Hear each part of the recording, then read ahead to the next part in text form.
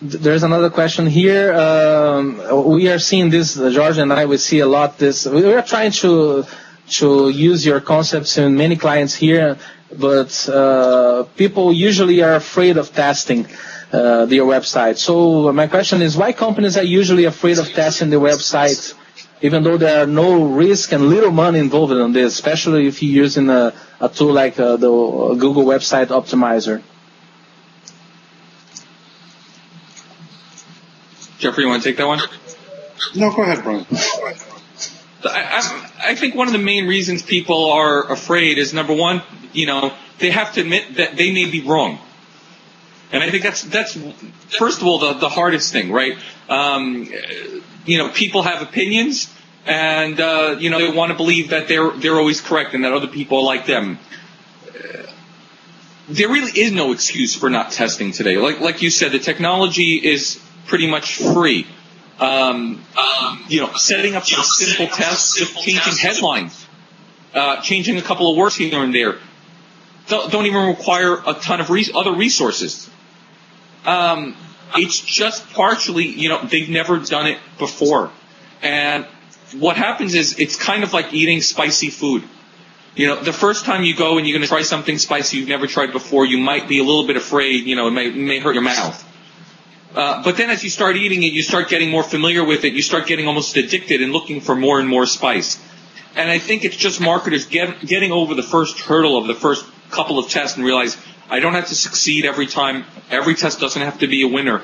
But I just have to get into this process of doing it. Makes it a big deal. And makes it so that you can become a very successful company.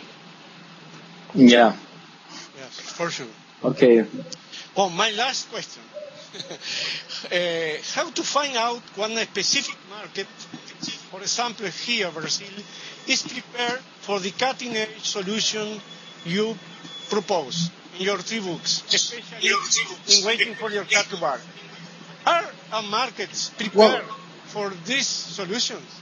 How do you see this our market? Jeffrey. So the answer is yes, because we started doing the persuasion architecture back in 2002. So, in the U.S., in 2002, it was much more primitive than what Latin America is today.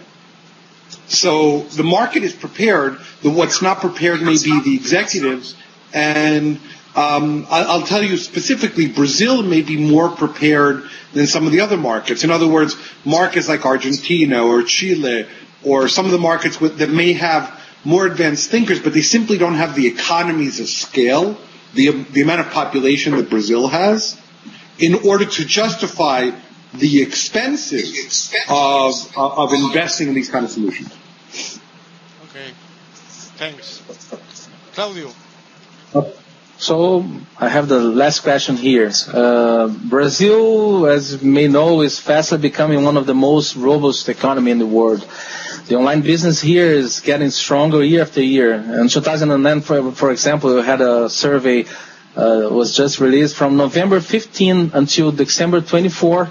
E-commerce sales in Brazil were about $1 billion, with a 28% increase over the same period in 2008. Actually, I was telling Georgia that you will probably get at least 100 more in terms of sales in the U.S. But I think for Brazil is becoming very high in terms of numbers. And another item that there was another survey here in Brazil that showed that Brazilians usually spend about 24 hours per month accessing the internet at home or at work. Brazil is a top user country, for example, for social media sites such as Orkut, Twitter, Facebook. Not the top one, but one of the tops. So I would like to know, how do you see the Brazilian and Latin American markets for website conversion improvement? I think Portuguese is the second language in Twitter. Oh, really? But I think for Facebook is not maybe it's the third or fourth. It's not the first or the second. But I would like to know how do you see the Brazilian market, Brazilian and also Latin American markets in terms of internet e-commerce? Right. As I was saying, I think that Brazil has a real advantage. The only Latin American country with even a similar size would be Mexico. Whereas, Argentina has a sophisticated market, but it's a very small country in population. Just because the country speaks Spanish doesn't mean that they have easy shipping or commerce between each other. So, an Argentinian company has a hard time selling into Mexico. And so they can't gain the economy of scale that they need in order to make the right investments. I'm very positive on Brazil. I'm I'm surprised that in some ways Brazil isn't more advanced in their internet marketing. And it also has to do with the fact that, when everything is going up and everything is growing, nobody worries about what's wrong. But there are definitely opportunities to make improvements and to make greater investments and to have much higher conversion rates. One simple things that many business owners don't understand is the mathematics, right? If we have 100 visitors, right, and 2 people buy, right, and let's say they buy at an average of $10, right, they have $20 in sales.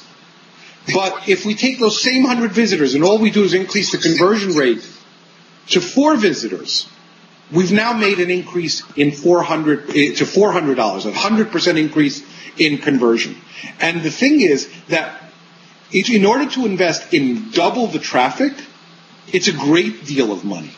In order to invest in double the conversion, it's usually not as much money as double the traffic. It doesn't mean that it's free, but it does mean that it's a lesser investment. And so for mature businesses, especially businesses that are starting to see that they can't grow their traffic 100, 200, 300% a year simply because the internet is growing, they're the ones who are going to start focusing on conversion and persuasion techniques and are going to say, oh, we need to do this because we need an advantage over our competitors.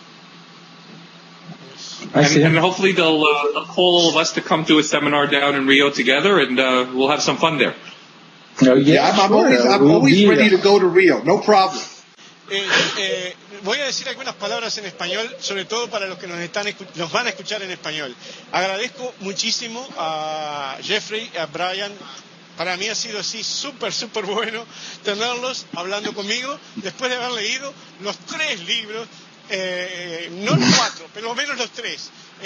Y bueno, queda pendiente nuestro trabajo para poder traerlos aquí a Brasil, Claudio, ¿verdad? Fue nuestro placer, de verdad fue un placer hablar con ustedes. Muchísimas gracias, Jeffrey y Bryan. Thank you very much, Jeff and Bryan. I hope you can speak very soon, another occasion, and maybe here in Brazil. Perfect. That would be wonderful. Okay, thank you. Bye-bye. Thank you very much. Thanks.